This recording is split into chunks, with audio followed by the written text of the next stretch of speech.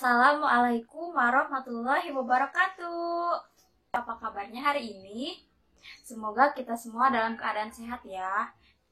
Nah, sebelum kita belajar, alangkah baiknya kita berdoa terlebih dahulu ya. Berdoanya di dalam hati. Berdoa dimulai. Berdoa selesai. Nah, sekarang coba kalian cari tempat yang nyaman untuk kalian mengikuti pembelajaran hari ini ya. Dirapikan posisi duduknya senyaman mungkin. Sudah? Ya, sekarang coba kalian siapkan alat tulisnya ya, buku dan alat tulis lainnya. Jangan lupa buku tema 8-nya dibuka ya. Nah, untuk link absensi, Ibu sudah kirimkan melalui WhatsApp group. Nanti setelah pembelajaran ini selesai, kalian boleh mengisinya ya. Oke, nah sebelumnya kita belajar tentang apa? Coba diingat-ingat lagi. Ya, sebelumnya kita belajar materi tentang siklus air dan bencana kekeringan. Coba ada yang tahu kekeringan itu disebabkan oleh apa? Ya, kekeringan itu disebabkan oleh tidak terjadinya hujan di suatu wilayah, lalu danau yang surut. Nah, hal itu dapat menyebabkan kekeringan di suatu wilayah tertentu. Maka dari itu, hal yang harus kita lakukan apa? Ya, melestarikan lingkungan dengan cara menanam pohon, karena pohon itu dapat menyerap air ya.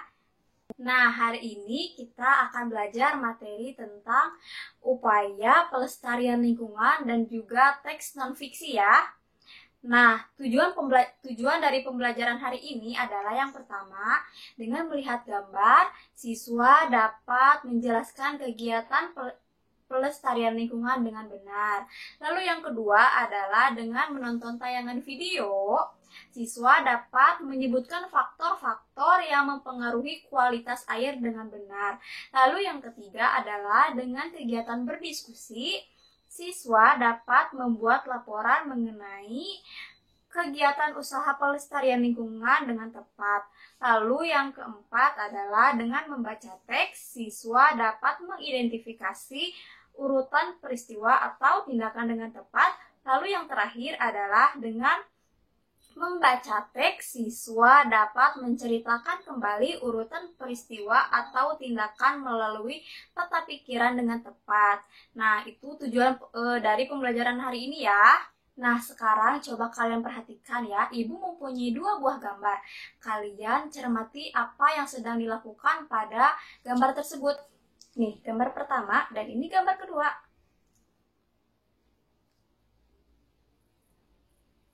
Coba sekarang Ibu tanya, kegiatan apa yang sedang dilakukan pada gambar tersebut? Ada yang tahu? Iya, Vita? Iya, kegiatan penanaman pohon. Lalu, ada yang tahu tidak kegiatan penanaman pohon itu disebut juga dengan apa? Ya, Dimas? Ya, betul, reboisasi. Coba, reboisasi itu apa ya? Ya, reboisasi adalah kegiatan penanaman hutan kembali untuk menjaga kelestarian hutan tersebut. Nah, sekarang pertanyaan kedua. Kegiatan itu biasanya dilakukan di mana ya? Ya, betul. Di hutan, lalu di mana lagi? Lingkungan sekitar tempat tinggal, lalu di mana lagi? Di taman kota. Iya, betul. Lalu, ada yang tahu tujuan dari kegiatan itu untuk apa? Coba, siapa yang mau jawab? Angkat tangannya.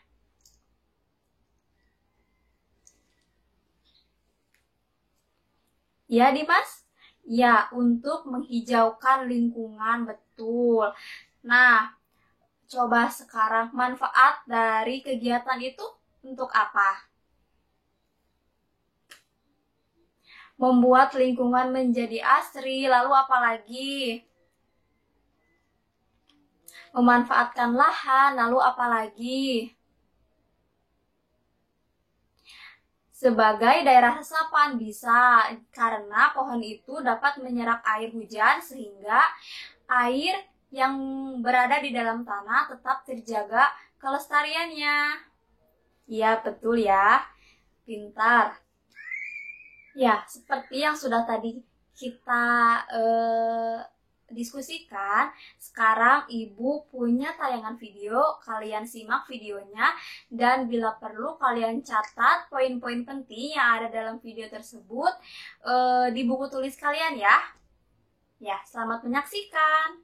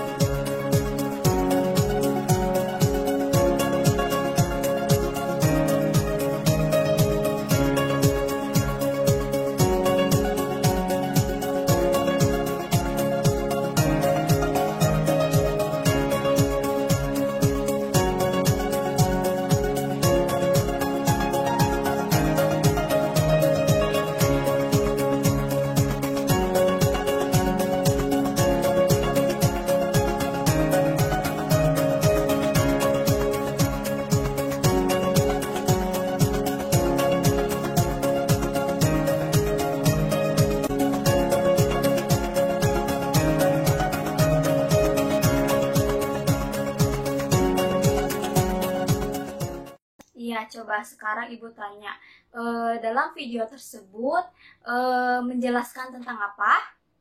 Ya, faktor-faktor yang mempengaruhi kualitas air. Coba Ibu mau tanya, kualitas air yang bersih itu seperti apa?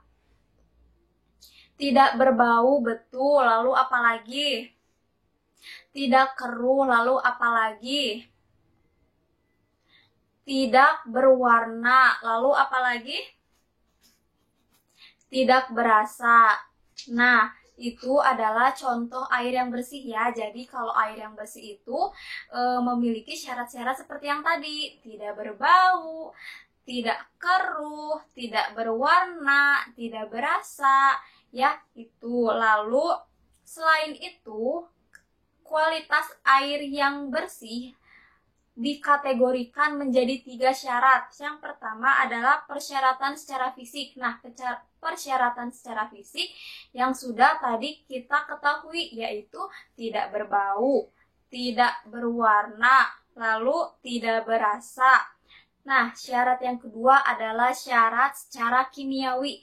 Nah, syarat secara kimiawi yaitu tidak mengandung bahan kimiawi, yang artinya tidak mengandung racun. Lalu yang kedua adalah tidak mengandung zat-zat kimiawi yang berlebihan. Lalu yang ketiga adalah cukup yodium. Lalu yang keempat adalah pH atau derajat keasaman air antara 6,5 sampai dengan 9,2 ya. Nah, yang ketiga adalah syarat mikrobiologi. Apa itu syarat mikrobiologi? Yap, jadi syarat mikrobiologi pada kualitas air yaitu seperti air tersebut tidak mengandung kuman-kuman penyakit seperti disentri, Jadi, air yang bersih itu tidak menyebabkan penyakit-penyakit tersebut, sehingga air tersebut bisa dimanfaatkan untuk kehidupan sehari-hari masyarakat. Nah, hal tersebut ini berhubungan dengan upaya pelestarian yang tadi, kegiatan reboisasi tersebut ya. Jadi, dengan adanya kegiatan reboisasi, kualitas air di dalam tanah tetap terjaga kebersihannya, sehingga kita perlu melestarikan dan menjaga lingkungan sekitar kita dengan misalnya kita melihat lahan yang kosong dan bisa kita tanami. Kita bisa tanam tanaman, misalkan pohon-pohon kecil, boleh yaitu kita tanami. Nah, tadi adalah syarat-syarat kualitas air yang bersih. Nah, sekarang coba kalian buka buku tema pada halaman 100 ya, di subtema 3. Coba. Nih, di sini ada teks bacaan yang berjudul Air untuk Kebutuhan Sehari-hari. Nah, sekarang kalian baca dulu teks tersebut ya. Oke. Sudah? Iya, coba sekarang teks tersebut menjelaskan tentang apa? Ya, tentang air untuk kebutuhan sehari-hari, betul. Nah, katanya di dalam teks tersebut, bagaimana rasa air laut? Coba, air laut rasanya gimana? Asin, iya betul. Nah, air laut yang asin tidak bisa kita manfaatkan untuk kehidupan sehari-hari. Lalu, bagaimana cara kita mendapatkan air jika air laut tidak bisa kita manfaatkan? Ya, betul. Masyarakat juga dapat membuat sumur. Nah, siapa yang di rumahnya punya sumur? Ya, sumur tersebut dimanfaatkan ibu dan ayah kita untuk sumber air demi keperluan kita sehari-hari. Ya, betul. Nah, tapi dengan seiring perkembangan zaman, kita bisa menggunakan pompa air. Ya, nah pompa air itu dialirkan di bak penampungan. Nah, air tersebut yang bisa kita manfaatkan untuk keperluan sehari-hari. Ya, betul ya, anak-anak ibu pintar semuanya. Nah, sekarang ibu sudah mengirimkan lembar kerja peserta didiknya ada di WhatsApp group. Nah, nanti setelah pembelajaran kalian boleh cek ya. Nah, kerjakan LKPD-nya sesuai dengan waktu yang ditentukan ya. Siap? Iya. Oke, bagus. Sekarang ibu berikan kesempatan kepada anak-anak untuk bertanya. Siapa yang mau bertanya? Angkat tangannya. Ya, salah. Coba. Apa pertanyaannya? Oke, bagus. Salah katanya bertanya, apa syarat-syarat air yang layak kita gunakan untuk air minum dan untuk memasak? Coba, di sini teman-temannya ada yang mau menjawab dulu? Coba siapa? Ya, Ihsan? Harus bersih, iya betul. Coba ada lagi. Ya, Vita? Harus jernih, iya sama ya, harus bersih, harus jernih. Nah, air yang kita gunakan untuk air minum dan air masak adalah air yang jernih, air yang tidak berbau, air yang tidak berasa. Nah, itu syarat air yang bisa kita gunakan untuk minum dan juga untuk ibu memasak. Ya, betul. Nah, ada lagi yang ingin bertanya? Sudah cukup? Kalian sudah mengerti? Ya, mudah-mudahan kalian mengerti ya. Oke, katanya Vita ini mau bertanya bagaimana kualitas air yang dapat digunakan untuk menyiram tanaman. Coba ada yang mau menjawab? Oke, Ibu jelaskan ya. Di sini kualitas air yang dapat digunakan untuk menyiram tanaman yaitu air yang tidak mengandung racun bagi tanaman. Contohnya seperti air deterjen. Itu tidak boleh kita gunakan untuk menyiram tanaman ya. Jadi katanya bagaimana kalau air deterjen tidak bisa kita gunakan, lalu air seperti apa yang bisa kita gunakan untuk menyiram tanaman? Ya, air yang bisa kita gunakan untuk menyiram tanaman yaitu seperti air bekas mencuci makanan. Lalu air hujan juga bisa kita gunakan untuk menyiram tanaman ya. Oke, bagus, pintar.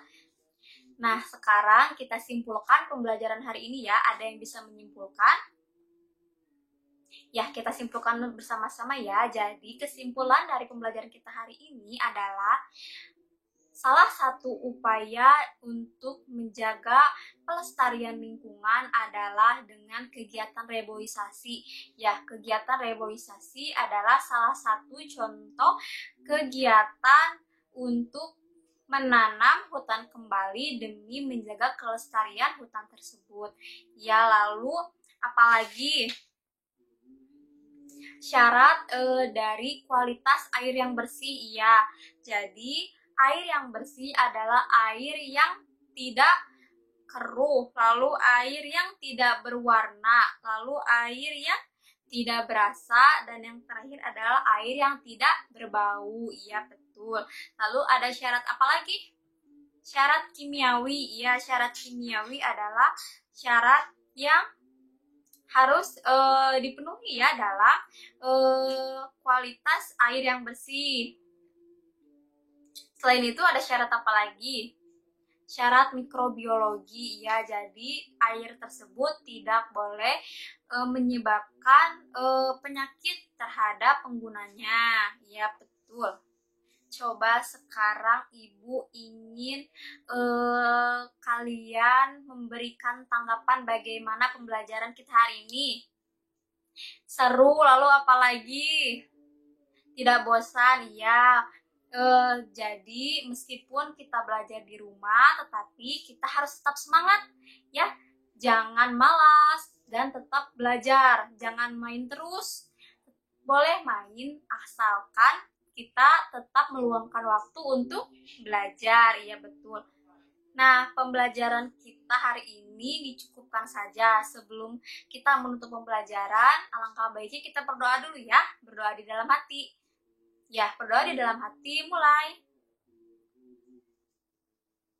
Berdoa selesai. Nah, jangan lupa untuk mengisi kehadiran ya. Linknya sudah Ibu bagikan di WhatsApp grup dan juga LKPD-nya Ibu tunggu sesuai dengan waktu yang telah ditentukan ya. Jika ada yang tidak bisa mengumpulkan sesuai dengan waktu, boleh tanya kepada Ibu ya. Boleh berbicara melalui WhatsApp kepada Ibu ya. Oke. Assalamualaikum warahmatullahi wabarakatuh. Selamat berjumpa kembali. Bye-bye.